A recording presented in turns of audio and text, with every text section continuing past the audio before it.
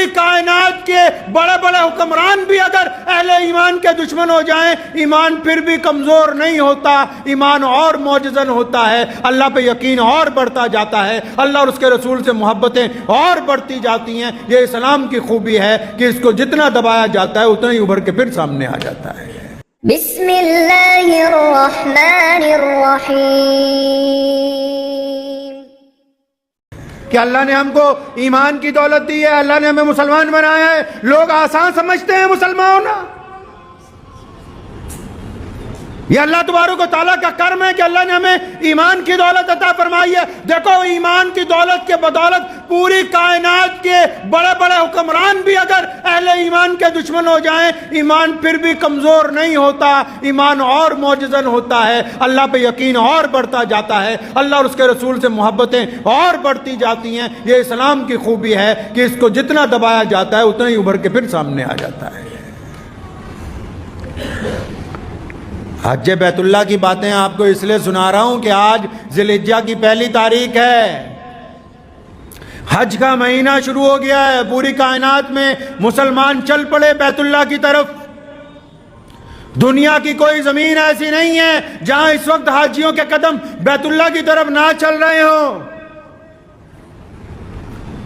دعائیں کیا کریں کہ اللہ تعالیٰ ہمارا نام ان لوگوں میں لکھ دے جو حج بیت اللہ کے لیے مکہ مکرمہ پہنچیں کبھی نہ کبھی۔ اللہ ہمیں ان لوگوں میں شامل فرمائے جو اپنے گھر کی زیارت کریں جا کے اللہ کے گھر کی۔ یہ حج کا موسم شروع ہو گیا ہے، جو صاحب نصاب لوگ ہیں ان کو چاہیے کہ پوری طاقت لگائیں، اللہ کے حضور گڑ گڑائیں اور پھر پوری طاقت لگائیں اللہ کے گھر تک پہنچنے کی۔ یہ دنیا چند روزہ ہے، آج ہے کل نہیں ہے، جب تک اللہ نے زندگی دی اللہ کے گھر کی طرف روانگی ہونی چاہیے، ارادے ہونے چاہیے، اور بڑی خوبصورت عبادت ہے۔ جب بندہ جاتا ہے حج بیت اللہ کی طرف، امیر غریب چھوٹا بڑا بادشاہ فقیر، حکم ہو جاتا ہے بھی 2 چادریں باندھ لو، ایک سفید چادر نیچے ایک سفید چادر اوپر، سر سے ننگے پاؤں سے ننگے، تاکہ پتہ لگے کہ جب تیرے گھر میں آ گئے تیرے دربار میں آ گئے تو سبھی ایک ہیں، کوئی ان میں بڑا نہیں کوئی ان میں چھوٹا نہیں ہے۔ اتنی عاجزی انکساری ہے بیت اللہ کے اندر حرمین شریفین میں، اتنی عاجزی انکساری ہے کہ لاکھوں لوگ طواف کر رہے ہیں، اور محمد رسول اللہ صلی اللہ علیہ وسلم کی جب آپ حدیث پڑھیں گے نا آپ کو عشق ہوتا جائے گا اپنے نبی علیہ السلام سے، عشق جو ہے وہ معجزن ہوتا جائے گا، عشق جنون کی حد تک چلتا جائے گا۔ بے شمار فضیلتوں کے درمیان ایک دفعہ فرمایا میرے صحابہ، ایک وقت ایسا آئے گا کہ اس مکے کی عمارتیں مکے کے پہاڑوں سے اونچی ہو جائیں گی۔ کب کہی یہ بات؟ 1450 سال پہلے، آج نہیں۔ جب لوگ تصور نہیں کر سکتے تھے کہ 2 منزلہ مکان ہوگا، سونے رسول نے کب فرمایا؟ 1450 سال پہلے، کہ مکے کی عمارتیں مکے کے پہاڑوں سے بھی اونچی ہو جائیں گی۔ اور کیا فرمایا؟ فرمایا لوگ یہاں شاہراہوں پہ سڑکوں پہ ایسے چلیں گے جیسے دریاؤں میں پانی چلتا ہے۔ آپ جائیں گے جب اللہ تبارک و تعالیٰ آپ سب کو مجھے اپنے گھر کی زیارت عطا فرمائے اور حج بیت اللہ کا موقع عطا فرمائے، اتنی خوبصورت عبادت ہے کہ جب بندہ جاتا ہے بیت اللہ میں تو بس اس کو یہی ہوش ہوتا ہے کہ میرا رب ہے اور میں ہوں، دائیں کون ہے بائیں کون ہے اس سے کوئی لینا دینا نہیں، کوئی چیز قابل کشش ہے ہی نہیں سوائے بیت اللہ کے۔ محمد رسول اللہ صلی اللہ علیہ وسلم نے جب طواف کیا بیت اللہ کا، جب حج کیا، صحابہ اکرام رضی اللہ تعالیٰ اجمعین ساتھ میں لبیک اللہم لبیک کی صدائیں بلند ہو رہی ہیں۔ طواف کرتے کرتے ایک چکر، دوسرا چکر، تیسرا چکر، بڑی عاجزی سے مسلمانوں کی گردنیں جھکی ہوئی، آنکھوں میں آنسو، اللہ کی حمد، اللہ کی ثنا، محمد رسول اللہ صلی اللہ علیہ وسلم کا طریقہ اختیار کیا ہوا ہے۔ اچانک محمد رسول اللہ نے حکم دیا کہ اب ذرا سیدھے تن کے کھڑے ہو جاؤ، کندھے اوپر اٹھاؤ، گردن اوپر اٹھاؤ، اب ایک چکر ایسے لگاؤ جیسے اللہ تبارک و تعالیٰ کے دین کا بندہ محافظ ہوتا ہے، اللہ کے دین کا داعی بنتا ہے۔ محمد رسول اللہ صلی اللہ علیہ وسلم نے حکم دیا کہ ایک چکر ایسے بھی تاکہ پوری دنیا کے اندر جو لوگ اسلام کو نقصان پہنچانا چاہتے ہیں ان کو یہ پتا ہو کہ یہ صرف عاجزی انکساری والے نہیں، ہمت والے بھی ہیں، حوصلے والے بھی ہیں۔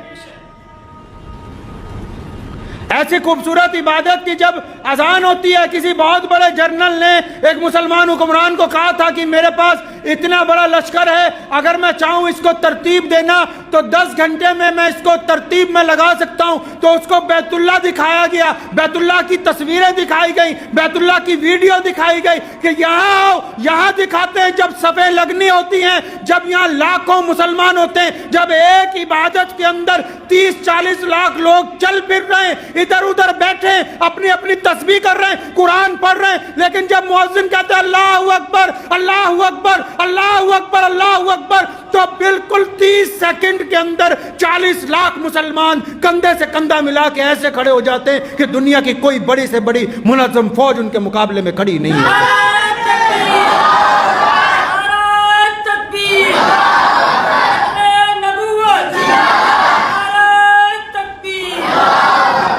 کیونکہ اسلام نے عشق میں بھی تہذیب سکھائی، اسلام نے عشق میں جنون نہیں سکھایا، اسلام نے عشق میں بھی آداب کو ملحوظ رکھا ہے۔ لاکھوں لوگ ادھر ادھر پھر رہے ہیں، جب تکبیر ہوتی ہے اس طرح منٹوں منٹی اس طرح کندھے سے کندھا ملا کے کھڑے ہوتے ہیں، چاہے وہ زاروں قطار رو رہے تھے یا قرآن پاک پڑھ رہے تھے یا تسبیحات کر رہے تھے۔ لیکن جب اللہ کا حکم ہو گیا صفوں سے صفیں جوڑ دی گئیں، اس کا مطلب اسلام اپنے ماننے والوں کو تہذیب کا درس دیتا ہے، اسلام اپنے ماننے والوں کو ڈسپلن کا سبق دیتا ہے، اسلام اپنے ماننے والوں کو ایک امام کی اقتداء کا سبق دیتا ہے، اسلام نے اپنے ماننے والوں کو صفوں کے اندر ایک دوسرے کے ساتھ دلوں کے ساتھ جڑ کے رہنے کا حکم دیا۔ اسلام کی تمام عبادات کی یہ خوبصورتی ہے کہ ان عبادات کے اندر شور نہیں ہے، ان عبادات کے اندر اللہ کی محبتیں، اللہ کی طرف سے دیا گیا خلوص ہے، محمد الرسول اللہ صلی اللہ علیہ وسلم کی اطاعت اس میں پوشیدہ ہے۔ بیت اللہ کی طرف جانے کا ارادہ کیجئے، انشاءاللہ تعالی اللہ اس ارادے کو پورا کر دیں گے انشاءاللہ تعالی۔ ارادہ بنا لیں اپنے اپنے دل میں کہ انشاءاللہ جانا ہے اللہ کے گھر تک اور محمد رسول اللہ صلی اللہ علیہ وسلم کے روضہ مبارک تک۔ ابھی میں گیا تھا پچھلے مہینے عمرہ کرنے کے لیے، تو میں آپ کو ایک ذاتی تجربہ بتاتا چلوں کہ میرے والد صاحب رحمۃ اللہ علیہ، ہمارے جتنے بزرگ گزرے ہیں، جب وہاں کا حکمران ہے تو ان کے دادا، میرے دادا رئیس الارار مولانا عمران لدھیانوی جو تھے، ان کے دوستوں میں سے تھے شاہ مسعود اول کے۔ تو جب بیت اللہ کے لیے گئے تو شاہ نے کہا کہ یہیں بس جاؤ، تو فرمایا نہیں یہاں نہیں بسنا۔ پوچھا کیا بات ہے، کیوں نہیں بسنا؟ فرمایا میرے بچے یہاں رہ کے جب لدھیانہ کو یاد کریں گے تو محمد رسول اللہ صلی اللہ علیہ وسلم کے شہر کی بے ادبی ہوگی، یہاں نہیں بسنا، تاکہ ان کو اپنا وطن یاد آئے گا بار بار۔ ابو جان رحمۃ اللہ علیہ، شیخ اسلام مولانا حبیب الرحمن لدھیانوی رحمۃ اللہ علیہ، حج کی بڑی خواہش تھی، لیکن جب عمرے پہ گئے تو میں نے بھی کہا، کہیں اور لوگوں نے بھی کہا، بڑے بڑے مولوی جو جاتے ہیں ان پہ اعتراض نہیں، ایک قصہ واقعہ سنا رہا ہوں میں آپ کو۔ بڑے بڑے لوگ جب پوری دنیا سے جاتے ہیں ان کی خواہش ہوتی ہے کہ عرب کے بادشاہ سے ملاقات ہو جائے، بادشاہ سے نہیں تو امام حرم سے ملاقات ہو جائے۔ حرم کا امام تو بادشاہ کے بالکل خاص میں سے ہیں، جو کہتے وہ ہو جاتا ہے۔ مؤذن سے ہی ملاقات ہو جائے، حرم شریف کے مؤذن کا اتنا پروٹوکول ہے کہ اگر مؤذن کسی ملک میں چلا جائے تو وہاں کروڑوں مسلمان اکٹھے ہو جاتے ہیں کہ بیت اللہ کا مؤذن ہے۔ وہ تو اللہ تعالیٰ نے ان کو شہزادے بنایا ہے، اللہ نے ان کو بڑی عزت عطا فرمائی ہے۔ تو ابو جان رحمۃ اللہ علیہ کو بڑے لوگوں نے اصرار کیا، جب بیت اللہ میں جاؤ گے، عمرہ کر لو گے، تمہاری ملاقات وہاں 2-4 بڑے لوگوں سے کروا دیتے ہیں، امام صاحب سے کروا دیتے ہیں، 2-4 گورنروں سے ملوا دیتے ہیں۔ فرمایا اتھے آ کے بھی بادشاہ نو ملنا ہے، اللہ دے گھر چ بھی آ کے بادشاہ نو ہی ملنا ہے۔ حضرت عمر رضی اللہ تعالیٰ عنہ کے پڑپوتے نے یہ بات کہی تھی۔ وقت کے حکمران نے دیکھا کہ عمر بن خطاب کا پوتا حرم کا طواف کر رہا ہے، کہنے لگا ہاں کچھ چاہیے تو مجھے بتاؤ، اور فرمایا اللہ کے گھر میں بھی آ کے تجھ سے مانگنا ہے، یہاں آ کے بھی تجھے ہی درخواست دینی ہے۔ بڑا شرمندہ ہوا، کہنے لگا اچھا میں باہر انتظار کرتا ہوں۔ جب طواف کر کے باہر نکلے، باہر ملا کہ اچھا اب بتاؤ، اب تو اللہ کا گھر اندر رہ گیا، میں باہر ہوں۔ اور فرمایا جب اس مالک سے جس سے مانگنا تھا، جو دنیا کا مالک ہے، اس سے دنیا نہیں مانگی تو اس سے کیا دنیا مانگیں گے ہم۔ جزاک اللہ، آپ نے بیان کو پورا سنا۔ بیان اچھا لگا ہو تو ضرور لائک کریے، کومنٹ کریے اور زیادہ سے زیادہ لوگوں تک شیئر کریے۔